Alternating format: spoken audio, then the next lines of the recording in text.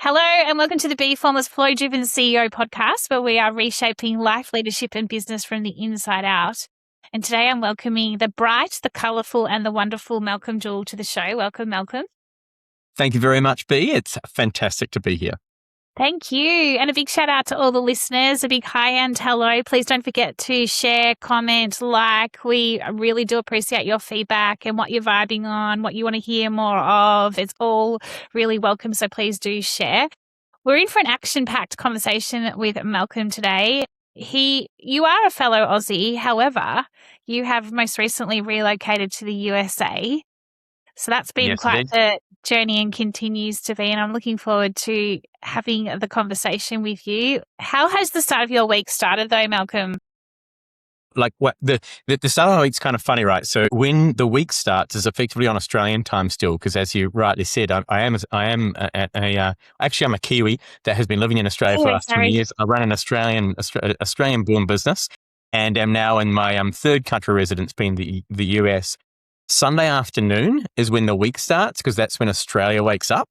And so 3 p.m. on Sunday afternoon on my new place, that's when everything kicks into action. So one of the things that is that I'm learning about, and as I work to delegate across the things across the business, is how to ensure that I don't end up working a 7-day week, right? Yeah. Or a 6-day week, because effectively it sort of starts on Sunday afternoon and then finishes Friday evening US time, which is Saturday morning, because I work Saturday mornings when I'm doing stuff with clients from overseas. So it's a tricky one, isn't it? We'll come back to that later. We'll come back to the active recovery. Yeah. I think it's a critical part. So let's get on into it, because you are the CEO of PurchasePlus, which is a procurement and accounts payable platform. And essentially it's helping hospitality businesses simplify purchasing, gain greater visibility, overspend, and automate financial operations at scale. You had this important inflection point, if you like, or a shift in terms of, you mentioned around your leadership, and it came through recognizing, which I think we all do, that building a successful business isn't about holding on to every decision. Instead, it's about creating the foundations that will allow others to lead. And the realization led you to embrace what I love is called radical delegation. I love anything with the word radical in it. So I'll just say that again, radical delegation. And that is around empowering your team, creating the freedom to step back from the day-to-day operations and pursue new experiences. And like you just said, including your relocation from Australia to Seattle in the United States. You've been there a month and you're now waiting for your husband, who arrives tomorrow night, drum roll. And your dog, when does she arrive? Like, I think you said a little while. She arrives in 2 months' time. So we've got a little bit of a gap before she comes in. And she's going to fly straight into San Francisco. We're going to go down and pick her up and do a little bit of a drive up the coast. So she'll get an experience. We'll get an experience, all the new smells and everything else across there. So pretty excited. It's all happening. The family will be reunited. Oh my God. What sort of breed is she, by the way? She is a Lagotto. So That's what you did say that. Yeah. Yeah, a little Italian dog. So I had to learn a little bit of Italian so we could converse with her, obviously. But she's great for us. She's great for us. Yeah. Ciao. Yeah, I love it. And then last but not least, at the heart and soul of your work is a belief that strong foundations empower people and the courage to let go, create the capacity for both businesses and leaders to grow. That's a bit of a double up there. That's okay though. Tell us a bit about your journey. Like you've got quite the career, and then here you are and you've relocated. I'm going to hand it over to you. It's wild. I started my career, nobody hate me for this, I started my career in banking and spent quite a few years in the banking space. So, to be honest, I really loved it.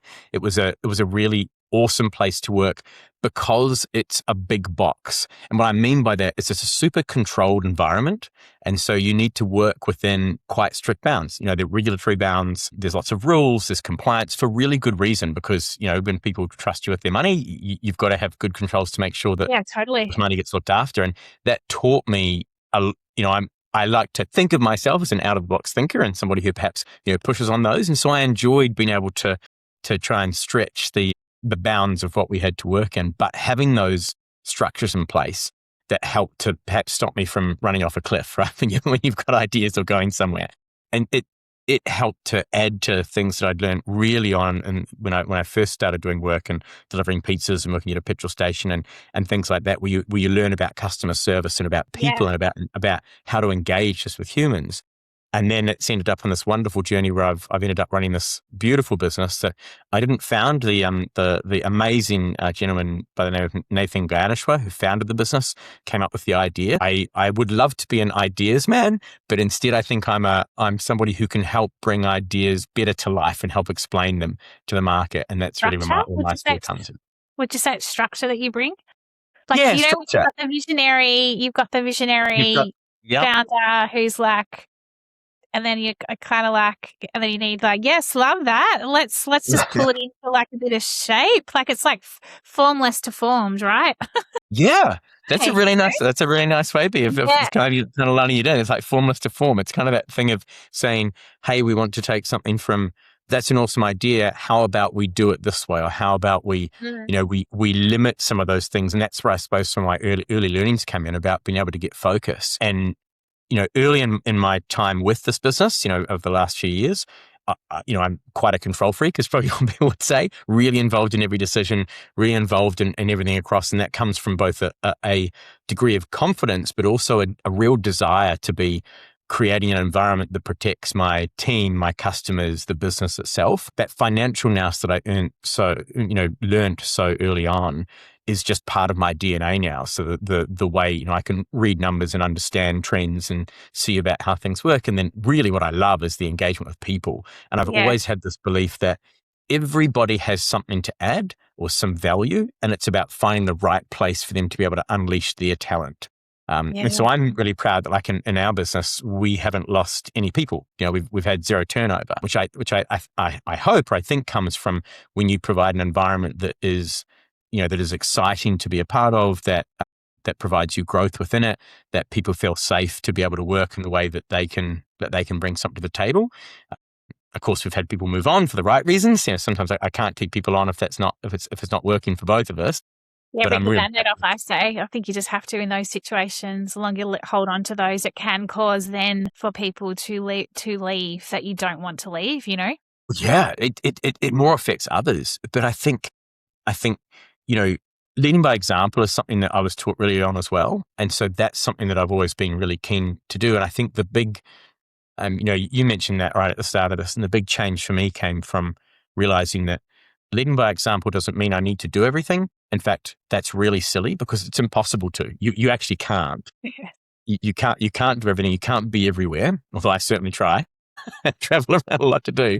But I have such an amazing team. I have such amazing people that they want the opportunity to grow. And it's sort of that thing of saying, I'm sure, like for yourself, right? The first time you would have done your podcast and the first time in the conversations, it would have felt a bit nerve-wracking, and there's a bit of awkwardness. And even if you've got great confidence across it, it's a new skill. And then like I still vividly remember it was with this beautiful woman, and she could tell, and she's like, it was a Sunday actually. She's like, she was in Canada, and she's like, is this your first pod? And I went, absolutely not. Like, I don't even know why I pretended it wasn't. Like, I was just trying to be like proud, and I had no idea what I was doing. Like, And I love that. That is part of the fun. I think that's part of the fun of when, you've got to have the desire and the energy to go and do those new things. And we all do that, a bit of the fake it till you make it, if you like that side. But then you get really good. Like you've got really good. And how? Because you've done it a whole lot. Talent brings some of it, your enthusiasm, but it is like exercising a muscle. And so I think about that with people. I think about, somebody will say to me, they're not a great communicator or they're not great at presenting. I'm like, great, get them to do more presentations. What do you mean? They're terrible. Well, they're not going to get better if they don't do them. No. And if they find out that they're uncomfortable and they don't enjoy the experience and they don't enjoy it in the way that you're going, actually, this is not something that they're going to excel. And that's different to, hey, give them an opportunity, because each time they get a little bit better, and then you're actually able to hand over those things. You're able to hand it to people and trust them across it and be able to be more hands-off to have that, radical delegation or the radical transition. Yeah, I love it. It's so true, because I think about like at times when you've no doubt had leaders that have, or, someone's doubted your capability, or they're like, you're good, but you're not never going to be like, I remember once someone said that I would never be a managing director CEO. I would be a good 2IC. And I was like, I'm going to prove you wrong. And lo and behold, I was really good. Like, do you know what I mean? But it was because I wasn't fitting into this mold of, and I was being my authentic self. And so it's like having like, a rough diamond at times, and the ability to, sure, it needs shining and harnessing and all that sort of stuff. I think though that one of the big things I look for with, teams is also, like you're talking about, throw them in the arena, get them practicing more and more if they've got something there, and let them do it in a way that is also allows them to really bring their style to life as well, because there's nothing worse than having all the same, you know what I mean? I totally do, and I love the way that you explain that, and that's something that I think if anybody's listening today, one of the biggest things that I'd like people to think about is, and I know people hear this all the time, right? But it genuinely and honestly is so true. If you be yourself, you are going to do better at everything.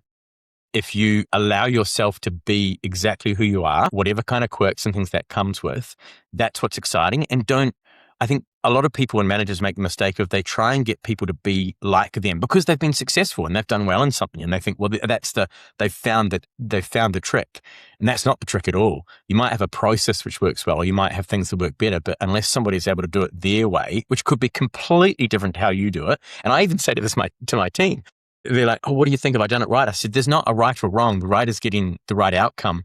It might not be the way that I would do it, but I love that you've approached it in this direction, and that's fantastic. And so, being comfortable to be yourself, which is so much harder than it sounds, because we're all taught and we're all shown and we're all led by people that are different to us, that are different to the way we work.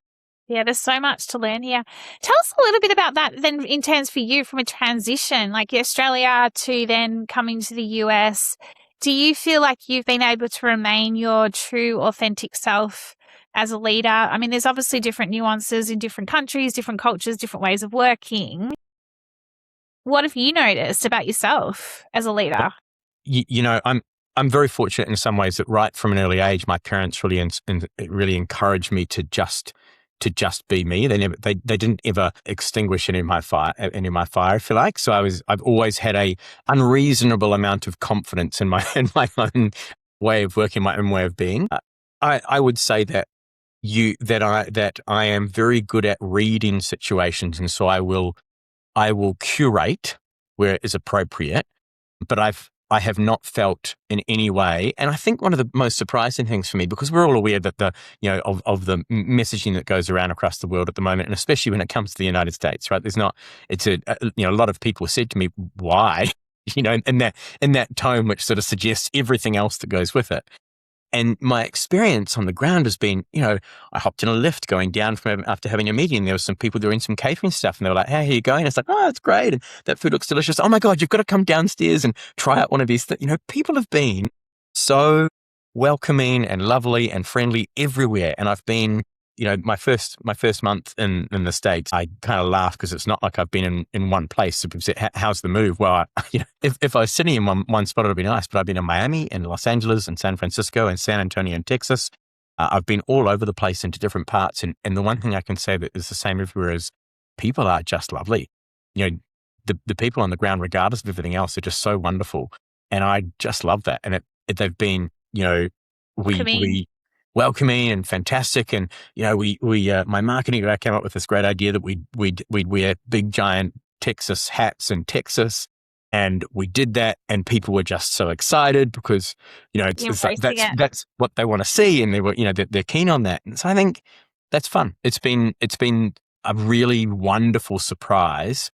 And I would say surprise because I suppose even I had in my own head built up, what was this going to be like, and how will people engage, and how would they like the fact that I love to wear bright, funny shirts, and that I wear pink shoes all the time. It's become a signature that I've created for myself. Personal brand identity. We're all about that. I'm all about that. Like I mean, everyone talks about my glasses, and I'm like, yeah, they're actually part of me. It's who I am. And I think we all need to have our own personal brand. We can't all be vanilla or beige. And if we're not careful, if we listen to what AI tells us, we will all become vanilla and beige. You know what I mean? Like I think it's more than ever is the time to be your unique self. Be yourself. be yourself because everybody else is taken.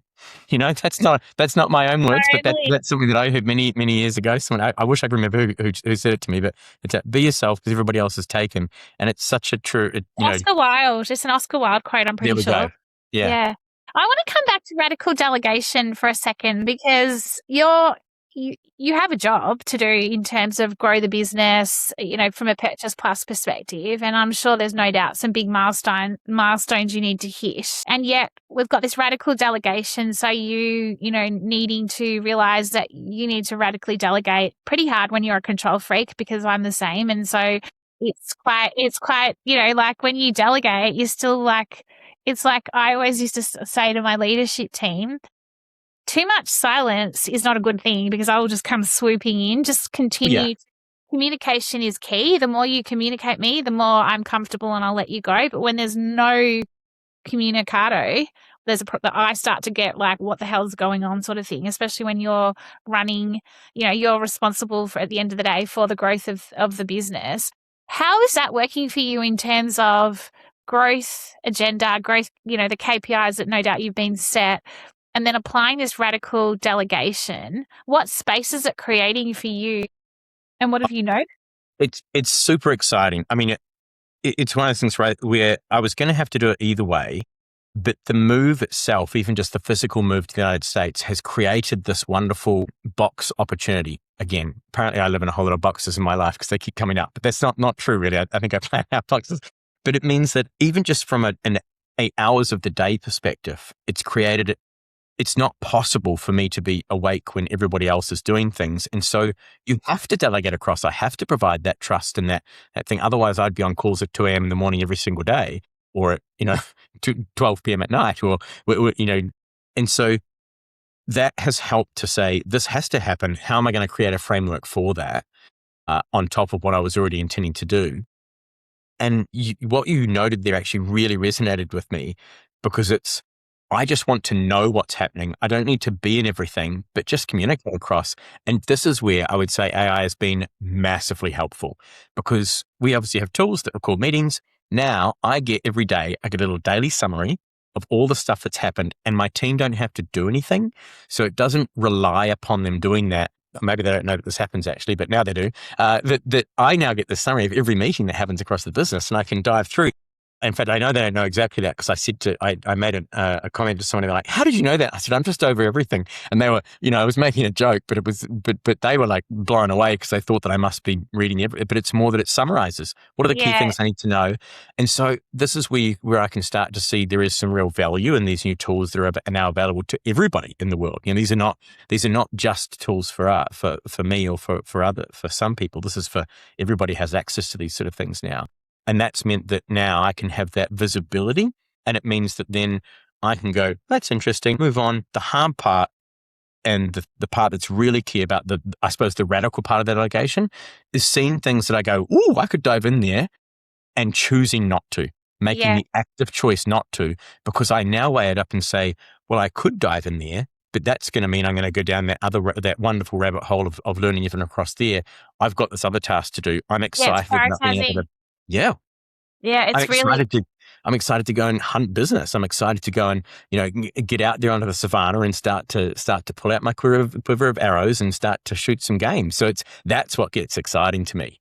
It's also back to what you were saying earlier, in terms of you can stay in the comfort zone, and I think radical delegation, and that's why I was asking about the spaces, because it's asking you to also grow yourself and grow into spaces that you're not necessarily comfortable with yet. And so it's also growth for you. It's growth for the team, growth for the leaders, growth for the business, growth for you. So it works hand in hand. And the point I wanted to raise is that, that I always think about leadership is like a bell curve. So you've got to be over it and across it. So I always draw that, because I think, and I'd love your thoughts on this, because even with AI, there is this watch out, if you ask me, that some leaders just are like, well, AI can do it all, so I just need to stay up here.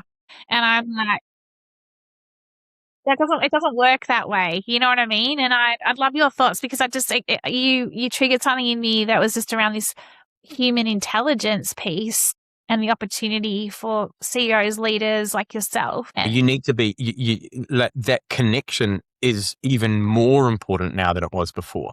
That ability to dive in. And look, I've run a remote business now for 4 years. I took the business remote as soon as I took it on, because I'm very comfortable with that. I'm very comfortable with the idea that I hire adults to do adult things.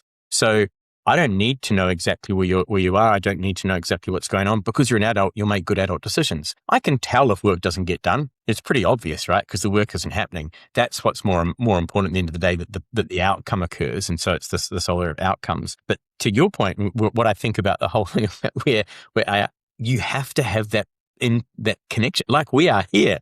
You need to be able to have a conversation. What's exciting about it is now I get to have more human conversations, because the work stuff and the detail and that is nicely logged and curated for that. And now it's all, how do you feel about this? Or what do you think is the main thing we need to be focusing on? Because we can do so many things. Now a lot of it is all about prioritization. It's like the idea that before it would take somebody days to create a 10-page document. They can now do that in 5 minutes. The issue is now, can I understand what's in it? So one of my favorite questions to ask is, if you've given me a 10-page document, what's on page 4? So do you know, like, if it's going to go through, what does it mean? Those are things that I'm more interested, so we can have firstly, usually a laugh, because they go, oh, yeah, I don't know. But this is what I tried to curate, and let's have a look through it together. Those are the fun conversations that now happen. But we say, okay, how is this adding value to either ourselves or to the customer? What is that helping us to achieve better? Yeah, it's fun. A good call out. The immediate feedback loop, and just the ability to have a bit of a laugh about, like sometimes letting certain things just do it for you, and then you not having any clue around what is actually in the document. I think it's good to be able to call that out, because we should be authoring and owning our work still, if you ask me. It is our work. It's our minds. There's a lot of conversations around this cognitive offloading. I think it's super important that we continue to make ourselves use it. It's what makes us different from any machine, and even the intelligent machines, right? This idea of that they can do, and I'm sure that they're going to be able to compute things faster than us, but can they understand how that has relevance? Maybe even we're going to be surprised by the things it can do, but there's a human part that never gets taken away, and it's the dance, right? It's the dance of what we bring to it. It's the passion that it comes through. It's the things that make it. It's why, people always talk about that thing, everybody would have heard about that idea of the X factor, right? We even have shows about it, right? What is the X factor? And it has nothing to do with whether, you think about the people you hear in that, it has nothing to do with whether they're the better singer, because if you couldn't see them and you can't tell the difference between all the amazing singers that there are, there's just something about certain people that provide just something special in that moment for that particular thing that they do. And everybody has something like that, which they do, which is their specialty, which is their uniqueness, which is something that only they're going to shine, and which brings their X factor out. And that's what I get excited about. I get excited about trying to find how can they have an opportunity to bring that out, whether it's in a work environment or at home or just in their lives. Yeah. Bringing out the best in people, letting them shine their brightest. Do you believe in the word weaknesses then? Do you believe in the word weakness, like in business, in life in general? No, I don't. Yeah, good. I don't either. It wasn't a later question, by the way. It was just more, every time I hear that word strengths and weaknesses, I cringe, because I'm like, there's just two sides to each person. And I think that it's not a weakness. It's like failure, fail fast. It's like, like when you're putting a team together, someone may not be good at something. Is it that they, like you were talking about earlier, getting them to practice it more? Or is it more that, look, it's just not something that motivates them. It's not something that they vibe on, that they're wanting to strengthen. So put another person in it. Do you know what I mean? That's where I love to put the team together, conduct and orchestrate the team, so that you get the best of everybody and their unique self to then get and their unique perspectives and their unique ideas across, and their challenge and their difference. And that's where you get real gold. That's where you get the real, you get really interesting things happen there. And it should be a little bit uncomfortable a lot of the time. It should feel not quite right sometimes. That's when I know that we're getting it right, when it does feel a little bit contentious. or a lot contentious sometimes. And that's when you know you've got some gold to come out, because people are actually passionate and they're engaged. The worst thing is when people are so-so, because that to me is just suggestive of they're not even engaged, right? They're not even really, they're just there getting it's just rolling along. They're traveling at the speed limit. They're not trying to think about the most interesting route to take, or the fastest route to take, or the most the unusual one. It's just we're getting there. Do you The think journey is, sorry, you go. no, it's just the journey, as we all know, that's part of the whole fun. The journey should be about what is exciting, not just the destination, because there's, especially in business, there is no end. It doesn't exist. We work in software. Software's never done. It's always continuously evolving, right? There's no such thing as done. What do you think then is the hardest or most challenging part of being a leader right now, like today, and bringing it right back to, PurchasePlus and customer relationships, being a remote business? Obviously, you've been traveling around, etc. What are you seeing? What do you think is the most, whether it's hard or challenging or the biggest opportunity, however you want to look at it? Yeah, it's the biggest opportunity is helping to cut through a massive belief amongst almost everybody that they know everything, because you have access to all information, and that you can do so many things yourself. There's still a huge amount there is a massive belief amongst a lot of people that now I can do that, I can know that, and therefore I can do it, because you can build a tool. Everybody suddenly becomes a coder. When I think about the software side, right? It's like everybody can do it, and you can do it, but can you do it with the X factor? Does it have that thing that actually makes it, that much better and different and interesting? And why do people engage with it, and why do they engage with you? And I think that's the thing that gets me excited about how we get through this current phase of huge amounts of noise, massive amounts of noise that we now get hit with constantly, and how to break through it. That's, I think, the biggest challenge and the biggest opportunity, really, the biggest opportunity. Yeah, I agree, but it comes right back to what you were saying around the X factor, right? Because it's beyond huge. It's like mammoth amounts of noise out there. It's like every day. I think that's why everyone is feeling and, so exhausted, because you can be on 24/7, like nonstop. And then add the noise to it on top of what you're doing. And it's just like, sometimes it's just like your brain. Like I had a migraine last week and I was just like, oh, where is this coming from? And then I just kind of had a real realization that it's just too much. It's overstimulation. We are massively overstimulated, because we now have this ability to access basically all human, all known, past human data. You can ask for anything you want and effectively have it, right? And when you think about information and data and the things that people work on, and if we had that, and I explain to people, it's like if I'd had that 5 years ago, it would be an absolute superpower, because if you were the only person with that would be just, wow, the things you could do. But everybody can do that. So the bar is now at a different level. And so we all feel this noise, because everybody's running at 500 miles an hour and everybody's trying to do a million different things and feeling like they have to or should be. And that's the challenge to break it. That's the biggest challenge in being a leader now. And just being a human, to be honest. All humans are leaders in their own right as well. It's about how do we then navigate that for people?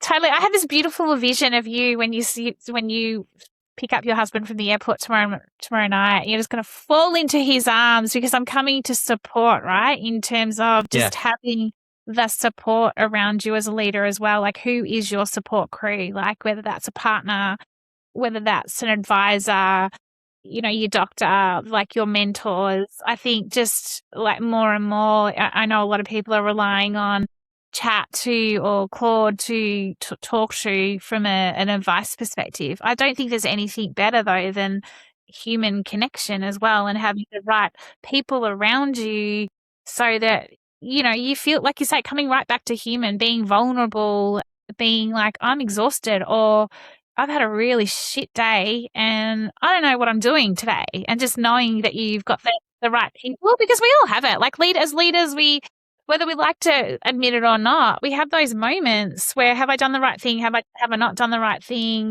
You know, like, I just think it's finding quiet. It's actually the finding the quiet. I think the thing that's going to be most valuable is, you think about how, if you ask a question of any of these tools and say, oh, I'm feeling really funny, what's it going to do? The first thing it's going to do is it's going to provide you a whole lot of more data and information.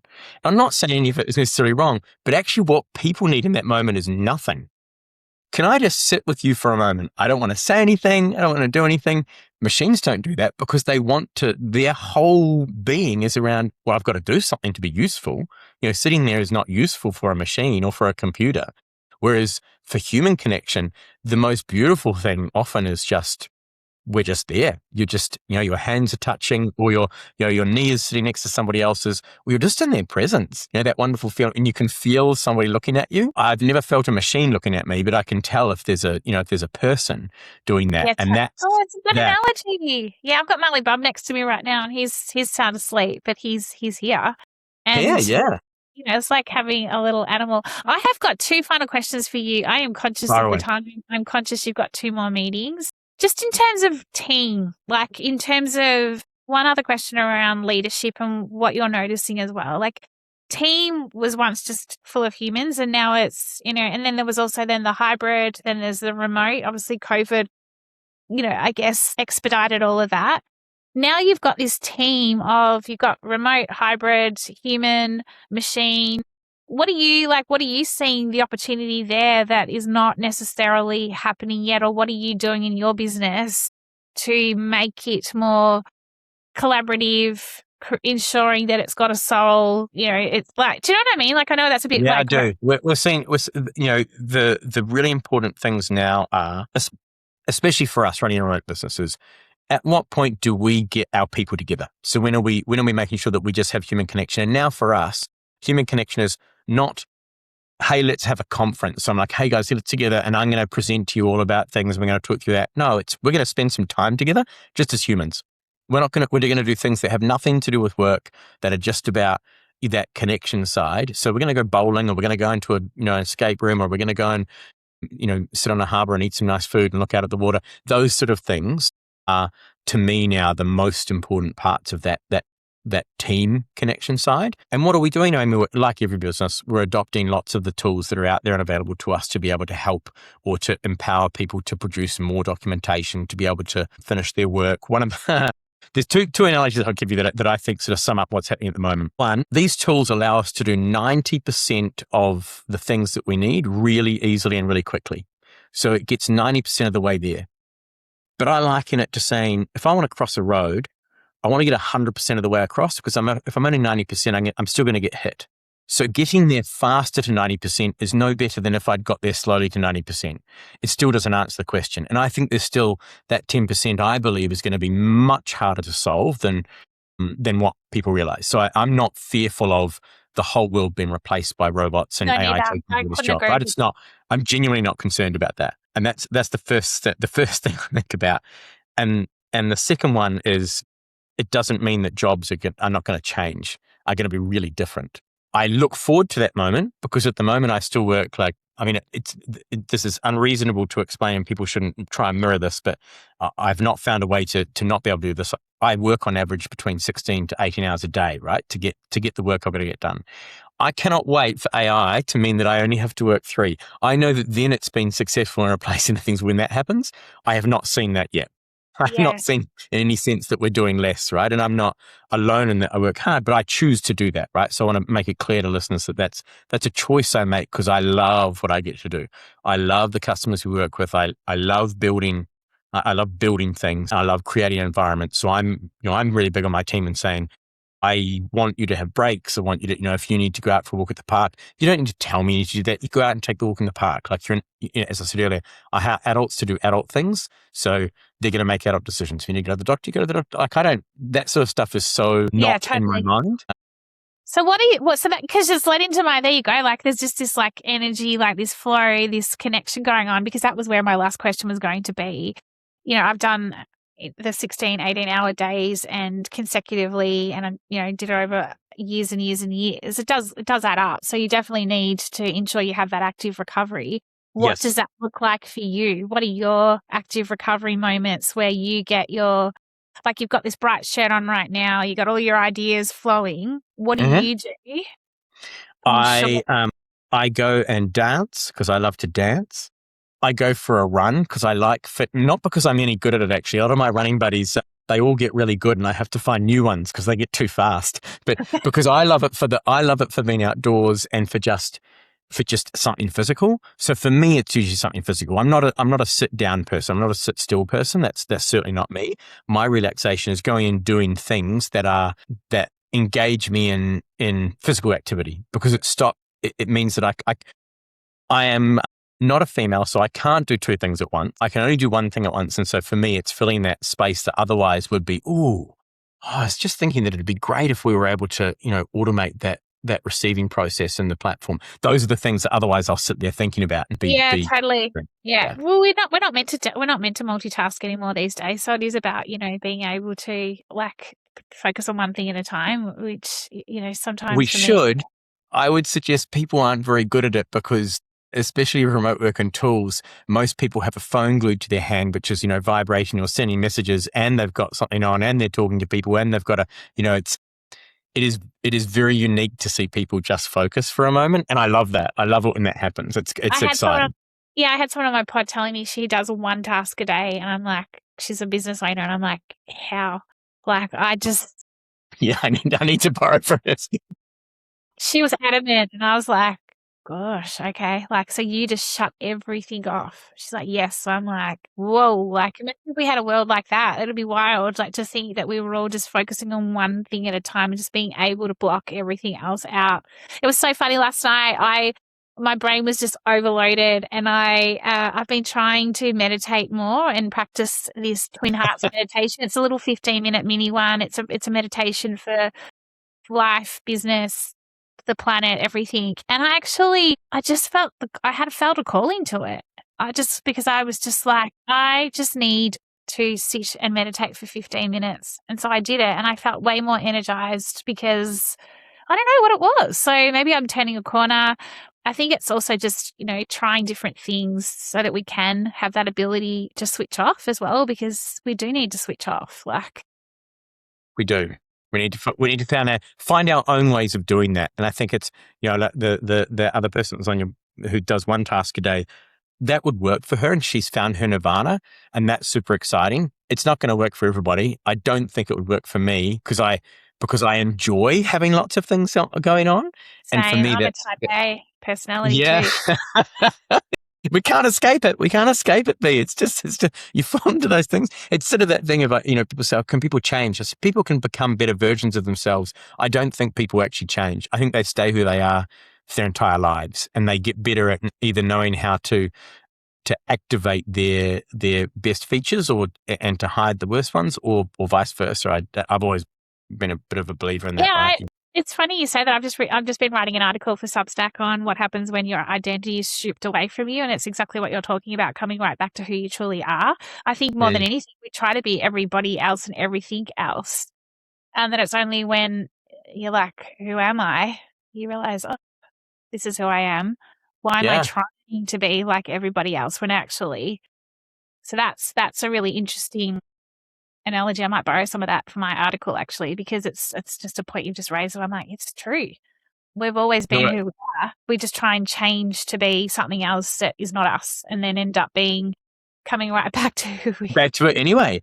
And think how much energy it takes to even be those other things or to try and be something else. It's so much energy. People say, why do you have so much energy? Because I'm an energetic person naturally. I'm like, well, because I don't think about all this other stuff. I don't care about those other things. They're not taking up time in my mind. I just think about things that give me joy, right? And then you go with that. Have you got any other final words of wisdom for the listeners, Malcolm, or otherwise I'll let you get back to your day or evening, I should say. Gosh, my days, yeah. Your days rolling in. I know you've got a couple more to go, and I'm sure that will be fun as well. And good on you for that energy. Final words of wisdom. Find something that tickles your fancy and dive into it. Yeah, it's very true. Yes. And dance and run and do something that makes you, like, gives you joy is my other big one as well. Radically delegate, huge. Like, I think that in this world of huge amounts of noise, how do you radically delegate? How do you subtract the noise out of you?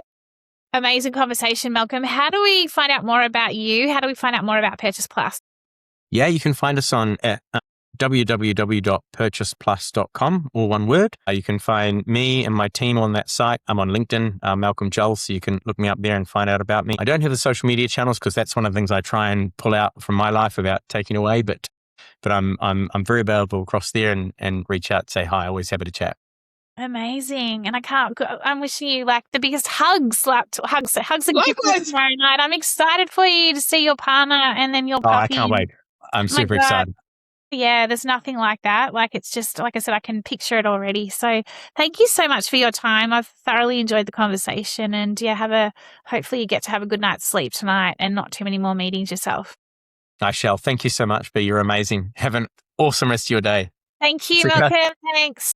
Bye.